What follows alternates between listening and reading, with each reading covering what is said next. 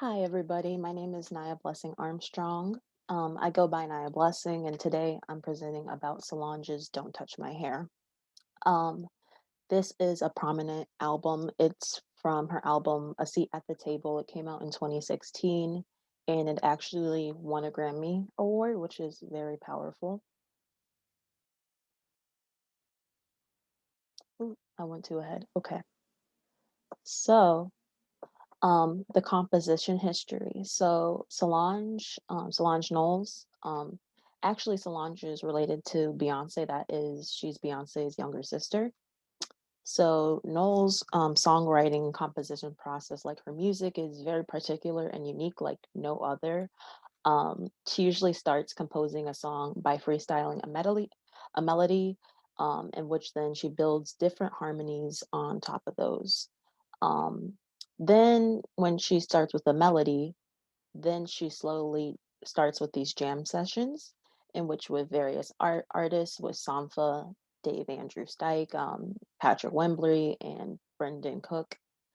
And then with these jam sessions, then they slowly become a song. And then that's how she usually starts making her music and composition. And then as well as the instruments featured in her album were mainly like a lot of cool keyboards as we see in this photo right here, such as like synths, piano, bass, drums, as well as some guitar, and as well as she features some sounds that she recorded herself out in nature. And yeah, so the performance history. So the performance history is really interesting for Solange. She's a person who is an artist who is very particular where she performs at. Um, with Don't Touch My Hair, the first time she ever performed it was on Saturday Night Live, which is really historic.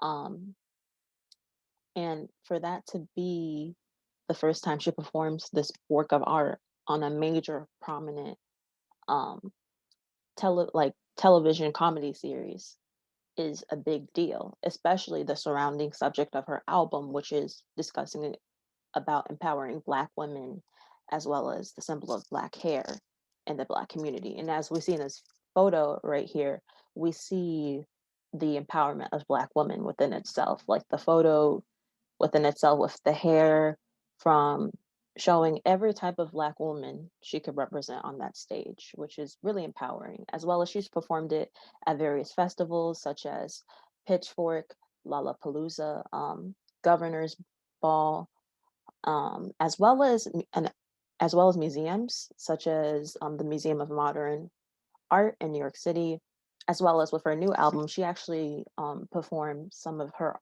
um, music actually at MoCA, the Museum of Contemporary Art, which is really interesting.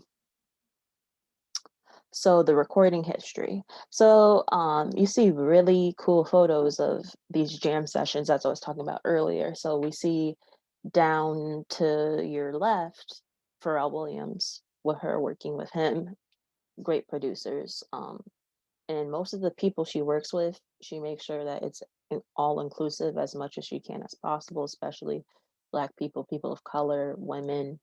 Um, you know, she tries to include everyone as much as possible. Um, So the songwriting and composition process, as I said, then translates into her unique process of recording her music.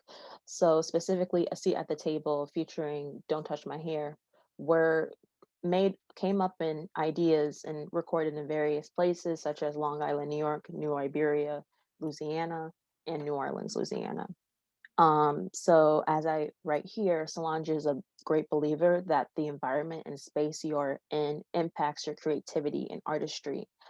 These various locations have a lot of history in Solange's journey in Black womanhood, especially Long Island, New Orleans, and then specifically in an interview that she did with NPR, she discussed how New Iberia was a place in Louisiana where her grandparents were originally from before they migrated to Texas, Houston, Texas.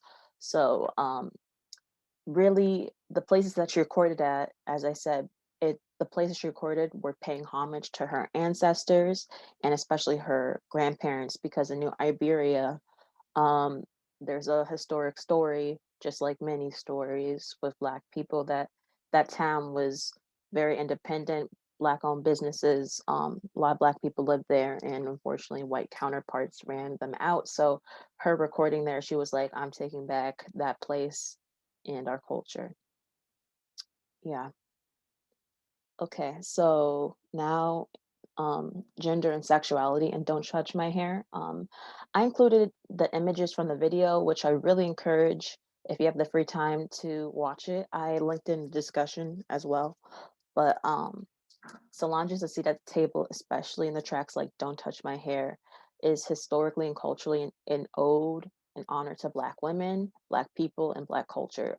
Don't Touch My Hair is a song dedicated to the Black woman, as Black people, through discussing the hair journey of a Black woman, which is really hard because in society we are given the standard of beauty standards, and Black people's hair are very unique, and we cannot meet those beauty standards,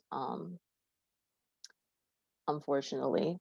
Um, so she really is making that statement, as we see with this beautiful statement of all the women, all the types of different Black women with different hair, with them together, and this togetherness. And then down here we see the men with their different types of hair, and she and their togetherness. So she really is making a statement on how Black people, um you know that, and especially Black women, their hair is continuously appropriated, or it becomes political and social, as I said before, as I said in the PowerPoint. And yeah, and I'm just going to show you more images and discuss more about gender and sexuality in the video and in the song. So these visuals here are empowering. The one in the blue, they're actually in a church. So the church means a lot to the Black people. It's a place of gathering, community, and I just want to read what I put down here, which is then Don't Touch My Hair represents and encompasses conversation of the appropriation of Black hair and Black culture, as well as giving back ownership and space to honor Black hair and Black women. Because with Black hair, it becomes political in a way in which, for example, I'm a woman who wears locks. I'm honoring my Caribbean culture and Jamaican culture, and to another person who is white or another culture, they might view my hair as, oh, she um oh, she like, the stereotypes with like locks, with like marijuana and etc. So those those stereotypes, what comes of that, when simply I'm just wearing this hairstyle to honor my culture and express myself. So she's really taking ownership about that, as well as hair closely is intertwined with gender, as well as expressing one's sexuality in many ways. So she's making that statement, as I can show through these photos. And I just wanted to show them if you haven't watched the video, because I just think they're very beautiful, and she's just presenting it in such a powerful way. And I just wanted to show more photos of, you know, the one to the your left, like just Black love, Black power, Black empowerment, and as well the one to the right, which I just love.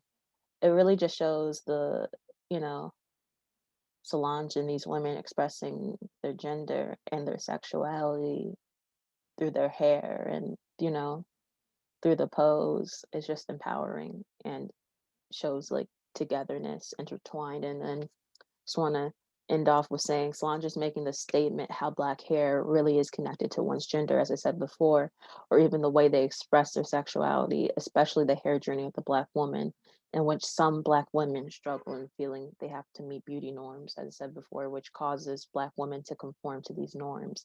So she really is making this statement in Don't Touch My Hair, especially the behind the title Don't Touch My Hair, where people are so infatuated and interested in the Black hair, or even afraid of it, that it causes sometimes them to cross that line of touching Black women's hair. It's known in the Black community, and I can say firsthand, um, white counterparts wanting to touch my hair when without my permission.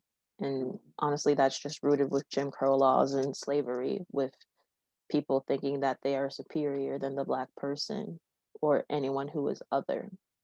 So, and here's more images. I just love the video, and she really is, showing Black togetherness, Black women, Black empowerment, and celebrating Black culture in every way she can in this album, in this song, and in this video, Don't Touch My Hair.